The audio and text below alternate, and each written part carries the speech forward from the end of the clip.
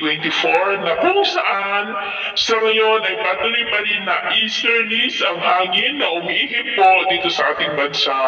Habang may ITCZ na nag-i-extend po dyan sa southern part ng Mindanao at sa ating long-range forecast ay wala pa rin naman pong bagyo na namamataan na tatawid dito po sa ating bansa hanggang po sa susunod na 2 linggo. At sa lagay ng ating panahon, ngayong madaling araw ay maayos ang panahon sa malaking bahagi ng ating bansa pero may tsansa ng mga isolated rains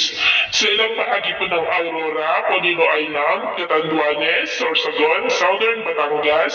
Marindoque, Romblon, Eastern Samar, Mati at Orosuru. At mamaya po ay sisikat ang araw sa malaking bahagi ng ating bansa, mainit at maalinsangan ang panahon pero may tsansa pa rin ng ulap na kalangitan with isolated rain sa ilang bahagi ng Quezon, Oriental Mindoro at ilang bahagi po ng Surigao del Norte. At mamayang hapon,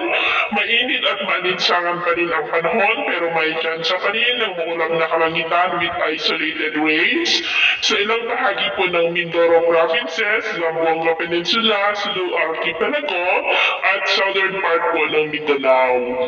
At sa atin naman pong mga baybayin, wala naman po tayong nakataas na anumang gale warning signals pero may pag-iingat lamang po kung papalaot tayo para po mas makaiwas sa mga sakunang pangkaragatan.